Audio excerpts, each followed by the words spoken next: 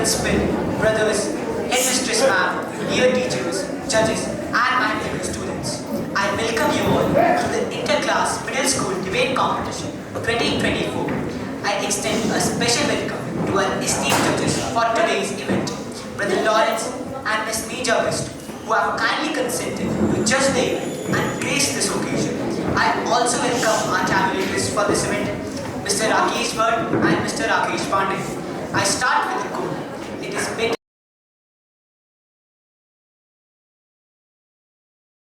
to debate a question without settling it than to settle a question without debating it. One of the most important criteria for a high quality debate is clarity and relevance. This means that the debaters should present their arguments in a clear, logical, and coherent way using appropriate language and evidence. What does one look for in a good debate? Surely it is: first, reasoning and evidence; second, listening and response; third, organization and prioritization; fourth, expression and delivery of the debaters; fifth, teamwork and rules; sixth, clarity and communication are the most important skills. And the most important things are content and logic. We have class 6A competing against 6B, 7A competing against 7B, 8A, 8B and 8C competing against each other, as there are 3 sections in class A. There are 2 participants in each class. One will be speaking for the motion and other will be speaking against the motion. A successful debate must have good clash. Every key point must be considered and addressed by the opponent. A strong point-by-point interlocking of ideas. Talking about the rules for this debate, first, each participant will get 3.5 minutes to speak. A warning bell will ring once 3.5 minutes are over. Second, the language used for this debate has to be appropriate and respectful. Third, the participants are judged on the following parameters: content, 10 marks; expression, 10 marks; confidence, 5 marks; and rebuttal, 5 marks. The last round will be the rebuttal round. The judge's discretion is final. The tabulators for the debate are Mr. Rakesh Bhatt and Mr. Rakesh Pandey.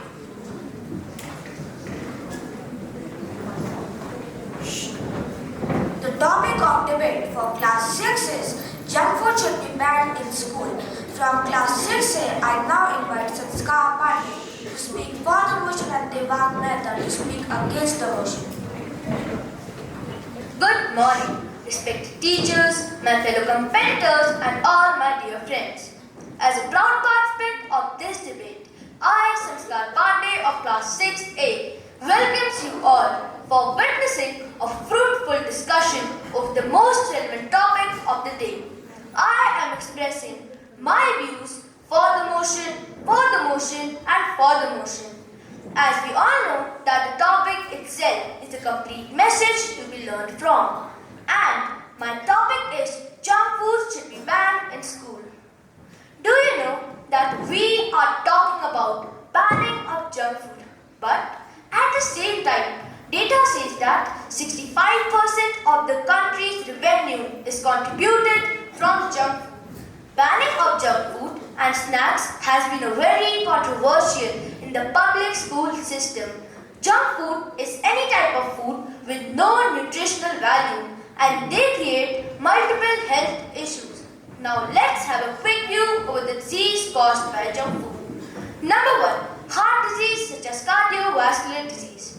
Number 2, overweight and obesity. Number 3, osteoporosis. Number 4, certain cancers. And number 5, depression. To understand in detail, some eye-opening facts are also being shared with you.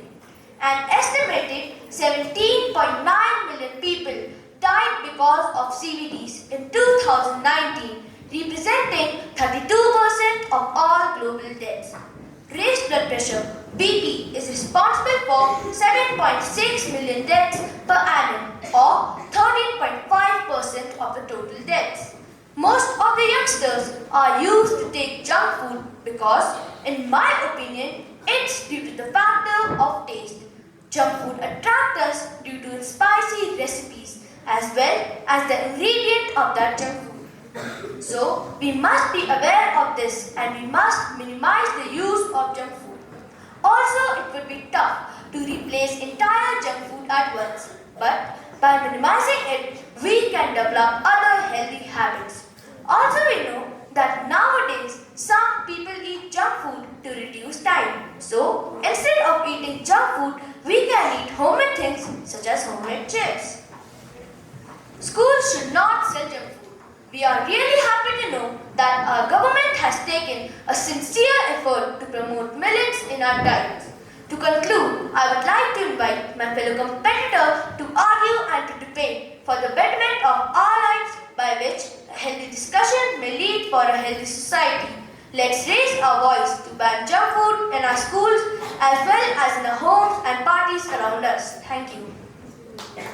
And today I am representing class 6A. Today I am speaking against the motion. Fast food should be banned in school.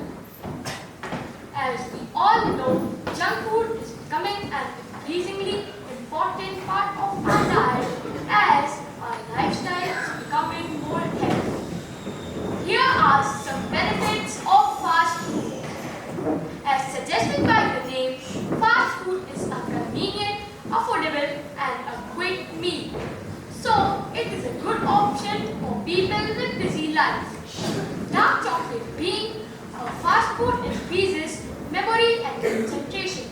So, it is beneficial for students. Fast food is also tasty and good for muscle gaining. So, people enjoy eating it. Fast food is also much tastier than homemade food and people start adopting it. Health risks can be comparatively reduced by buying high quality junk food. Junk food also affects the economy of the country. Each person has a freedom to eat whatever he wants, whether its effect is harmful or positive. Fast food should not be banned because it is the easy way to maintain our hunger. The banning of fast food may lead to complex social and economic factors. A small intake of junk food can be beneficial for your digestion. There are healthy options even in fast foods, like pizza and burgers have many vegetables in it, which is good for our health. There are advantages in junk food. It provides pleasure and convenience. Some junk food are considered unhealthy, but they have many benefits. Seriously, look into the benefits of a dark chocolate. Snacking on junk food with friends improves social health. Junk food also helps between the war as they can't eat prepared food between a war.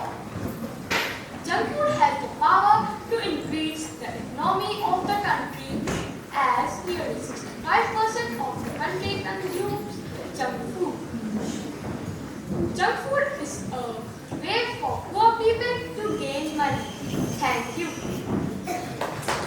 Class 6B, I now invite Anmagar to speak for the motion and Divyanshu Upadhyay to speak against the motion. The father of the nation, Mahatma Gandhi, said, "It is the health that is the wealth, not the pieces of gold and silver."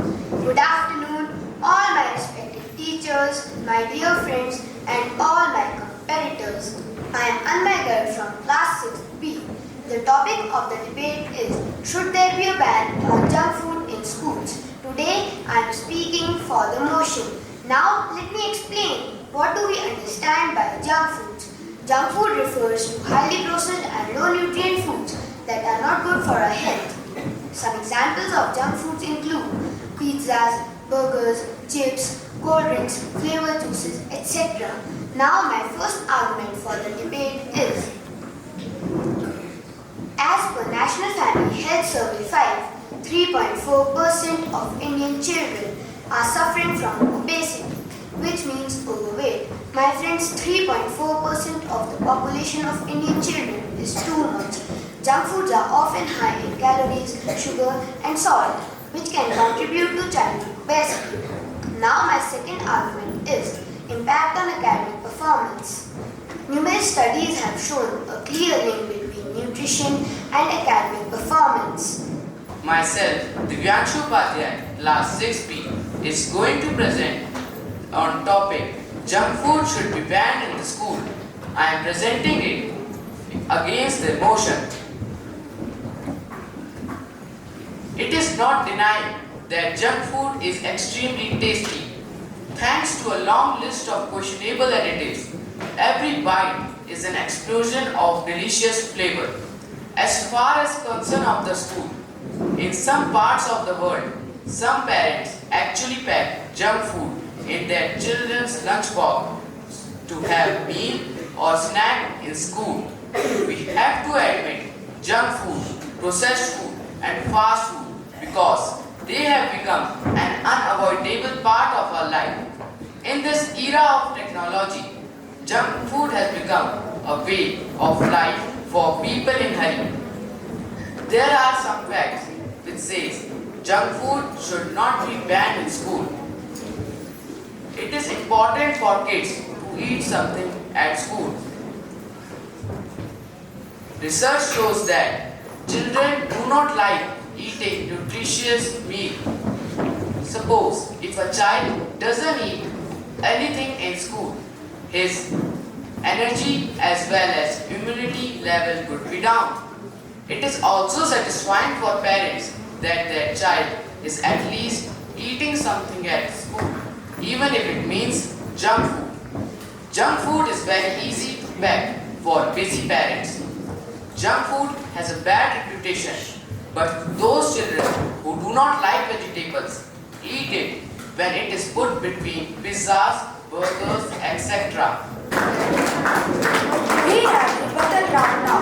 Participants are requested to tell their names, class and section as they answer the questions.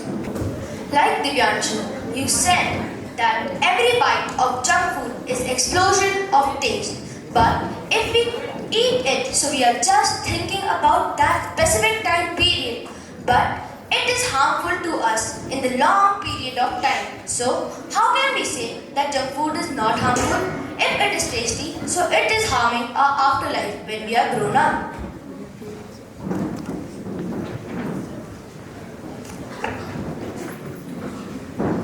It is harming us, but we can spend time eating that.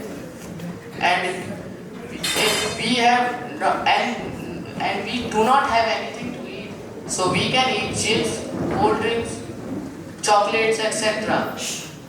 to spend our time. Not consume junk food at his or her home, but once he or she observes his or her friends consuming junk food, he or she may get addicted of the same. So how will you deal with this? I want to say that some junk food contains vitamins that are essential for our health. So he or she can eat that junk food and it can be beneficial for their digestion too. Thank you.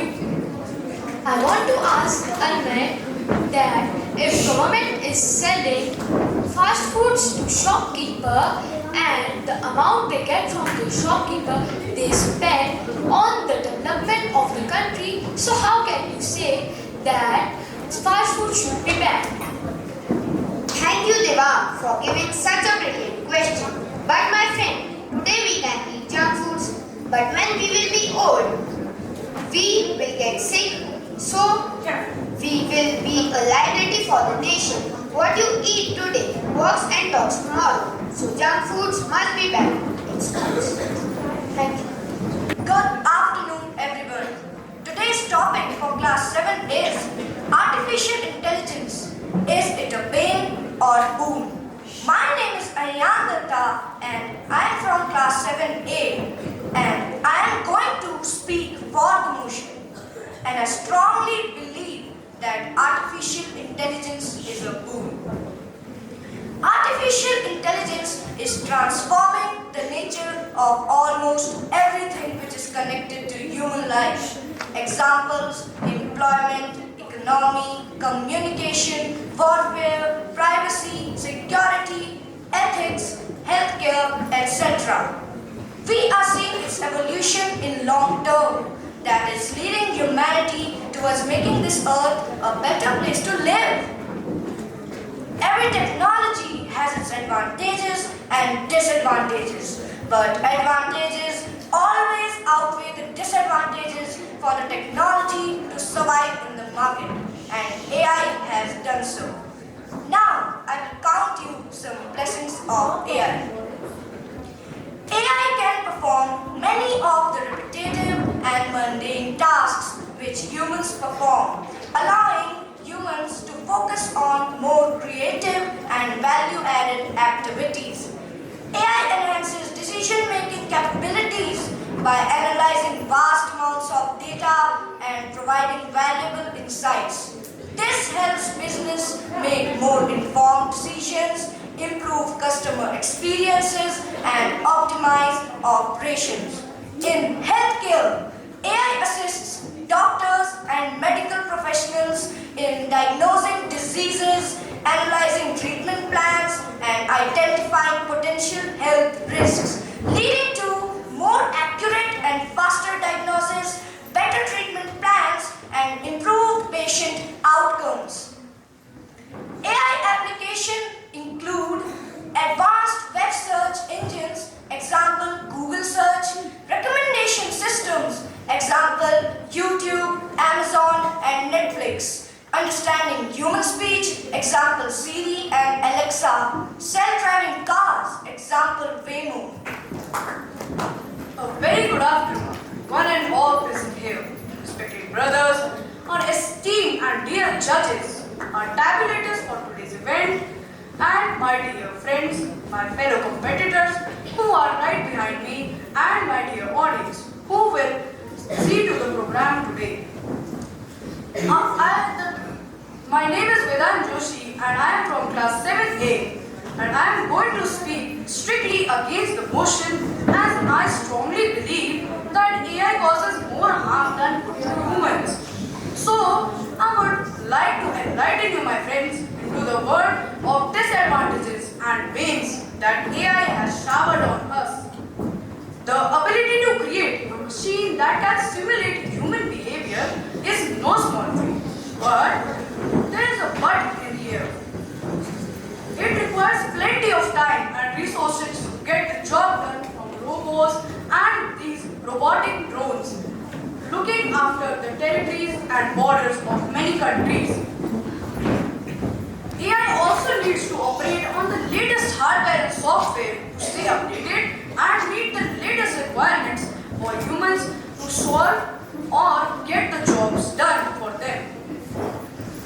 Thus, AI is quite costly and it also causes environmental damage, as there is some of the other energy, natural energy required for AI, for developing AI robots and machines to work properly. A big disadvantage of AI is that it can't learn to think outside of the box, as AI is capable of learning over with pre-fed data, but it is not creative in its approach. AI algorithms, while highly advanced, may still misinterpret situations or give catastrophic outcomes, and without the real judgment of humans, this catastrophic outcomes from these AI machines can lead to conflicts and wars without the understanding of the repercussions happening. Good afternoon, everyone, respected brothers, judges, teachers, and my dear friends. Today, I will Raj Pandey take up the stand for the topic that artificial intelligence is a boon. Calculating machines was made to make the human work easier by Charles Babbage. And so, in the modern world, AI, the fastest growing technology, is constructed to help individuals unusual to allow divergent solutions to a problem. Such a revolution in technology has been intriguing, and there has been a lot of discussion around the topic of AI as a boom. There are certain facts that showcase how AI is evolving the world in a positive dimension. PwC suggests that AI will contribute $15.7 trillion to the global economy by 2030. Interestingly, it is more than the current output of India and China combined. AI is that technology which leads to both economical and technological growth. As it is said, the art challenges the technology, and the technology inspires the art. What is artificial intelligence? AI is technology that enables computers and machines to simulate human intelligence and problem-solving capabilities. On its own or combined with other technologies, AI can perform tasks that would otherwise require human intelligence or intervention. Digital assistants, GPS guidance, autonomous vehicles, and generative AI tools like OpenAI's ChatGPT are just a few examples of AI. AI is used in many sectors like: first, healthcare. Artificial intelligence is transforming the healthcare industry in numerous ways, enhancing diagnosis, treatment, and patient care. Example, medical imaging diagnosis. Google's DeepMind. DeepMind's AI model have been used to diagnose eye diseases such as diabetic retinopathy by analyzing retinal scans. Education. AI makes it possible to detect and provide the right solutions. For example, if a student is going to drop out, offer them alternatives, search for courses that adapt to the need of each student, control class attendance, and prevent school dropouts. Electronic commerce. Artificial intelligence is used in e-commerce too. Recommend related products to the customer. Remind them of the past purchases. Predict whether or not a product will be successful. Advantages of artificial intelligence. Artificial intelligence reduces human error, contributes to risky tasks that human can't perform, such as exploring the depth of the sea and space expedition, etc. Companies can rely on AI to safeguard consumer data. AI is not just about efficiency gains.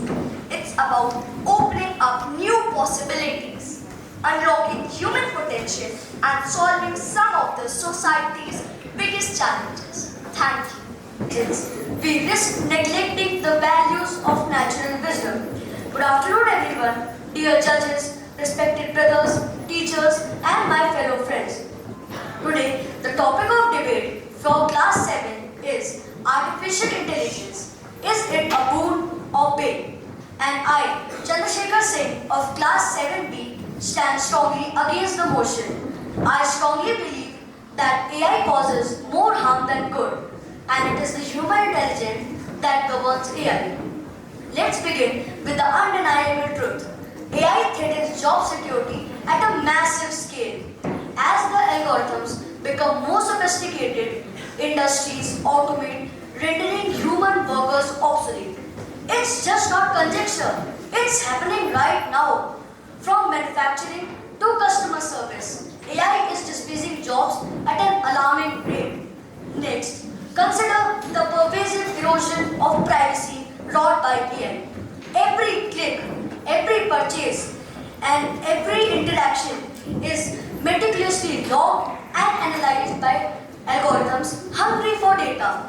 Our privacy has become currency in this digital age, traded freely amongst corporations and governments. Is this the future we need, where our every move is scrutinized by unseen eyes? Lastly, a world dominated by AI, which promises us efficiency and innovation that captivate us. Yet lurking beneath lies the dream of uncertainty. As AI provides more responsibility, we surrender control, exposing ourselves to unforeseen vulnerability. Elon Musk has expressed both excitement and caution for AI.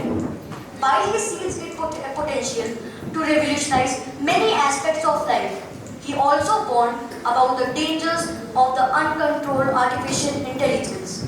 Humans dance freely, guided by creativity, empathy, and intuitions, while AI moves methodically at the beats of data and precision. A widely cited report by McKinsey Global Institution estimated that by 2030, 400 million to 800 million jobs will be displaced due to automation, but they also anticipate that new jobs will emerge due to economic growth and technological advancements. Now my esteemed opponent, Ayan Datta, may argue that AI offers unparalleled benefits from medical diagnosis to climate modeling. And yes, these advancements are laudable, but we cannot ignore the darker side of AI, the shadow cast by its unchecked proliferation. We must proceed with caution lest we sacrifice our humanity on the altar of the progress.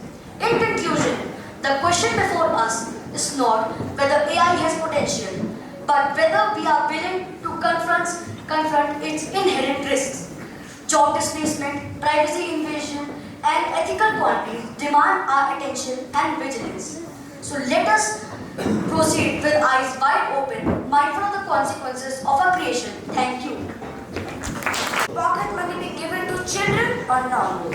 From class 8A, I would invite Sujeta Pandey to speak for the motion and Shantanu Mishra to speak against the motion. My name is Sujeta Pandey from class 8A. The topic of my debate is should pocket money be given to children? I am for the motion. Today, we gather to discuss a pivotal question. Should pocket money be given to children? As we explore the profound implications of providing your child with financial autonomy and responsibility. Before we delve into this discourse, let us explore the profound implications of giving your child pocket money. Providing pocket money can be a crucial step in ensuring that kids learn the concept of financial responsibility from a young age. If kids understand the ratio between work and money and treat the money that is being given to them as a reward and not as a handout that is just for spending, it can lead to them having a very good work ethic when they grow up. Now, as I said before, pocket money should be earned and not given out like a handout. So how do children earn this money? Well, there's some house chores around the house that every member of a family does, because family is a unit in which every member does its part to contribute in the overall well-being of the household. And there are some extra chores around the house which children can do to earn their pocket money. Parents can also reward children when they attain top position in classes or activities or extracurriculars. Now that we have the essence of pocket money, I would like to put in front an experiment done by the Cambridge University to show the profound implications of providing children with pocket money. In this experiment, two groups of children were made, each group containing 5 children, Group A and Group B. The children in Group A were given pocket money on a regular basis, while the children in Group B were not given pocket money. This, after the children grew up and got jobs, it was seen that the children in Group A spent their salary more financially and could budget more independently than Group B. How does this happen? Well, this is because Group A was taught the right way about financial responsibility. This goes to show that if we teach children financial responsibility the right way, it can really have a positive effect on their mind. Now, in a similar situation in Canada, a teacher made fake money for her class and each month gave some fake money to each child in her class. Now, each month, a child could rent a desk and a chair which taught him how to budget his finances. And with the fake money left with him, he could buy Lunchables, healthy Lunchables and stationery from the school. This goes to show that if we really do want to teach kids financial responsibility, we can do it practically. Now, some people say that giving pocket money leads to children being entitled. Well, my take on this is, how to reconcile the concern about children developing a sense of entitlement with the potential benefits of tying pocket money to household chores, which can still instill a strong work ethic in them. Considering all the points stated so far, is it really a bad thing to teach your kids financial responsibility? Thank you. Good afternoon, everyone. Today, I, Shantanu Vish, will be presenting my views on the topic, should children be given an allowance? Well, I strongly believe that children should not be given an allowance. Giving children an allowance can encourage them to spend unnecessarily. If children are given an allowance without any guidance on how to spend it, they may waste it on unnecessary things. If our kids are receiving an allowance and have no financial responsibilities, are they really learning anything about budgeting or saving? Forcing them to save only makes saving a punishment. Giving them an allowance may lead to arguments, as it is possible for their friends to have more pocket money than them. Poor parents who cannot afford to give children a good allowance cannot do anything about it. Leaving a large amount of spare money can lead them to buy unnecessary injections or medicines that can harm them physically and mentally. It is common for children to share the things that are going around in their homes. Children might get a bad company and make a group with other children who are getting an allowance. With all that money all together, they can waste that money and misuse that money on partying or buying unnecessary things. It is a common problem for immature children who get an allowance to get emotionally scammed by other children. As I said, that children usually share things that are going around in their homes. Other children may approach the child getting an allowance and tell him that he is in need for money. Children may even hide it from their strict parents. It is not necessary for children to buy the things that we want them to buy. If we give them 20 rupees for chips, biscuits or chocolates, they might get distracted and buy bad things like tobaccos and cigarettes. Instead of giving them a regular allowance, we should rather buy things for them. Instead of a regular allowance, we get time money directly to completing chores or tasks around the house. This instills the idea that money is earned through effort and responsibility. Or we can take advantage of educational resources, books, games, and online platforms designed to teach children about money management, saving, and investing. These are some good alternatives of giving children pocket money. Regularly receiving money without having to work of it can instill a sense of entitlement in children, leading them to expect rewards without putting in effort. And therefore, children should not be given an allowance. Thank you. I, Nainital Baghel of class 8B, stand before you to passionately advocate for the motion that pocket money should be given to children. This proposition is not merely about handing out coins or bills to our young ones. It's about empowering them with invaluable life lessons and fostering their financial independence from an early age. First and foremost, the provision of pocket money instills a sense of responsibility and accountability. By entrusting them with a small amount of money, we give them the opportunity to take ownership of their choices. This hands-on experience teaches them the importance of budgeting, saving, and how to allocate their finances. Furthermore, pocket money serves as a powerful tool to teach children the importance of money. When children earn money, whether through chores or allowances, they learn to appreciate the effort required to earn it. This understanding lays the foundation for financial literacy and cultivates a mindset of fiscal prudence that will serve them well throughout their lives. Moreover, pocket money instills independence and self-reliance in children. By allowing children to make their own purchasing decisions within the confines of their budget, we allow them to take ownership of their choices. And this teaches them the importance to think critically about their wants versus their needs. Critics may argue that providing pocket money to children encourages frivolous spending or a sense of entitlement. However, when accompanied by guidance and educational financial literacy, it can have the opposite effects. It teaches children the importance of money and to think critically about their wants versus their needs. In conclusion, the provision of pocket money is not simply about giving them money to spend, it's about equipping them with the skills, knowledge and attitudes necessary to navigate the complex financial landscape of adulthood. By supporting this motion, I affirm our commitment to empower the next generation to become financially literate individuals who are capable of managing their money wisely. Thank you. Double-edged sword. The way it is utilized decides its effects. Good afternoon. Today, I, Pranav Pandey of Class 8B, will throw light on the topic if pocket money should be given to children.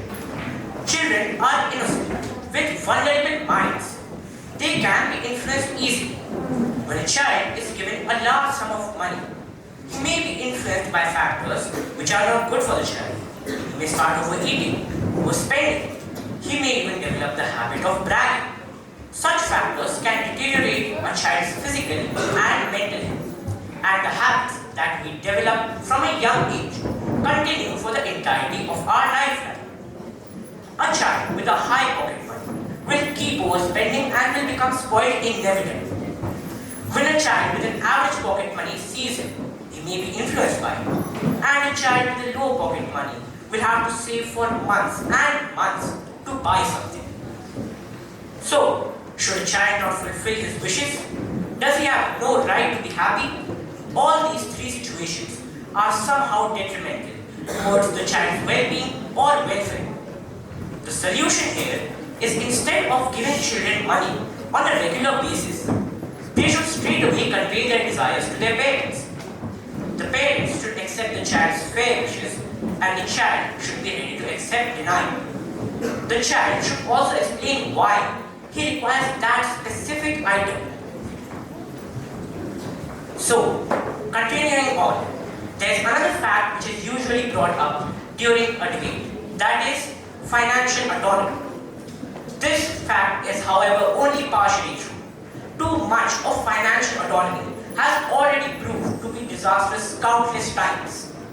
Recently, a girl who somehow had access to their parents' accounts spent all their life savings on a video game. I'm not saying that this is what pocket money can lead to. I'm saying that this is in a child's nature. This is in a child's psychology to spend whatever money they get their hands on, which is why allocating money regularly can be so dangerous. The provided solution solves all of those problems. Children are free to search and compare prices anywhere, but the final decision by that thing remains with the parents, therefore leaving no space for any mishaps. With this solution, the trust and bond between the parents and the child also strengthens. Thank you. Call upon Mohammed Nameer to speak for the motion and Sardar Agarwal to speak against the motion. Allowance. Good morning, respected brothers, esteemed judges, teachers, and my fellow competitors. I, Muhammad Nameer of Class 8C, strongly believe that children should receive an allowance for completing his or her list of chores for the purpose of building financial literacy, encouraging independent thinking, and reinforcing good habits. Firstly, allowance teaches children responsibility. When they receive money, they learn to make decisions regarding how to spend it. If their choice leads to overspending, they will eventually have no money left and they realize to spend a little less next time. This can be a great lesson to handle money properly and the outcomes of their decisions. Secondly, allowance helps children to teach them budgeting skills. Children have to learn to make choices such as whether to save money for a bigger purchase or to spend on some things small and immediate. They also learn to plan and prioritize accordingly, such as keeping a percentage of their pocket money for must-have items like school supplies. Budgeting enables children to understand the value of money and the importance of saving, which is a valuable life skill. Third, when children do chores to earn money, they realize how hard it is to earn money and start appreciating the hard work of their parents. To conclude, Providing allowance to children can be an excellent approach for their parents to teach their children the importance of responsibility, accountability, intelligence, budgeting skills, and decision-making skills in them. Thank you. Good morning, respected brother and mistress, honorable judges, fellow competitors, and my dear friends. Today, it is very common for parents to give their children allowances, but is it always beneficial? I am Sundar Agarwal of class 8C to present my views against giving children allowances. Always giving an allowance can undermine the importance of contributing to the family. Children will gradually get the perception that doing chores always needs a reward instead of simply doing them. Children would not get motivated to do something when there is no reward for it. It also gathers chances of making poor financial decisions. Giving allowances to adolescent children may result in their indulgence in bad things and not commitment. Money isn't always the best reward. Natural rewards, like having a clean house or room, are the ones that are actually going to continue in the future. Moreover, we don't want to teach the children that these rewards are worthless than money, which are actually valuable than money. By getting allowances, children may get the notion that they are financially independent and don't need their parents or families anymore. This may damage their personal relations with family and parents. Even by not getting pocket money, parents can instill a sense of responsibility and contribution to the family. Children can learn that they are a part of a family and have certain duties to fulfill without any compensation. When the family undergoes a financial crisis, the children insist their parents to give them their regular pocket money instead of helping them out to overcome this. When the parents observe that their child is overspending, they reduce his or her pocket money. Then the child starts to live unhappy with his or her parents. When they get regular allowance, they would not value it and have no respect for money. They would get it as granted. Thank you.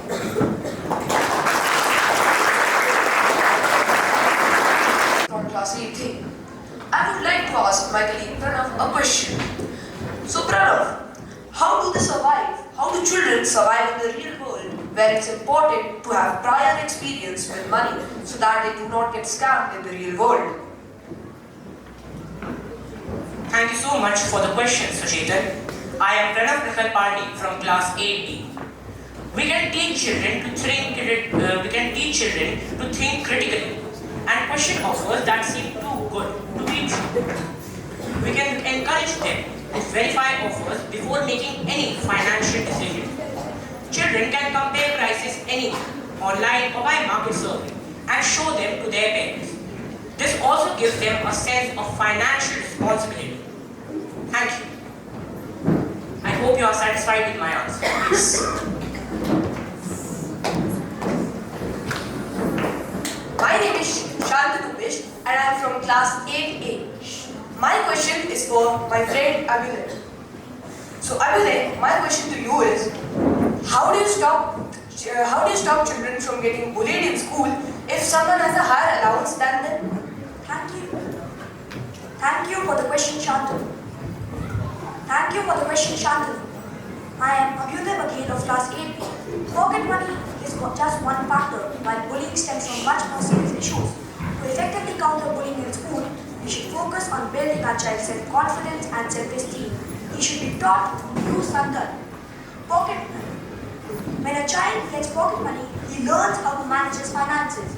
And when he starts earning, he don't face any difficult situations. Compared to a child who never got pocket money, and when he starts earning, he'll face a lot of difficult situations, according to a research concluded by the European Research Studies Journal. So what would you like to say about that, Sandal?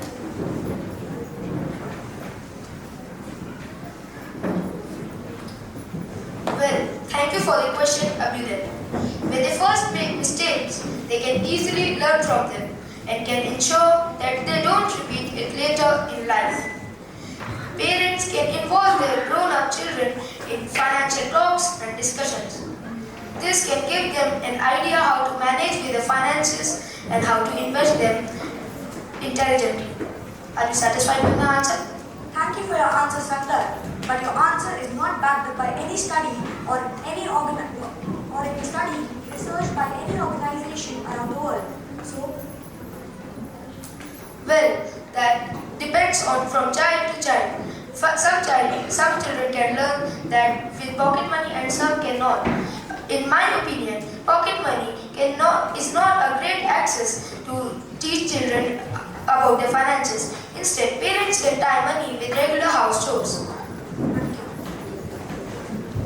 Question to my colleague Nami. Nami, don't you think that this pocket money habit can make a child extravagant, lead to entitlement? Don't you think that? Thank you for the question, Pranav. If we give the child their pocket money, that will not lead to entitlement because children always know that they are dependent on their parents for other things. And the other part of the question, if the child leads to getting bad health diet, his parents will eventually come to know because that child will eventually get sick or obese. And the last part of the question, which I've already said in my argument, if the child leads to overspending his money, he will start to having no money left and will decide to spend a little less or less next time. Are you satisfied with my answer? Yes, thank you.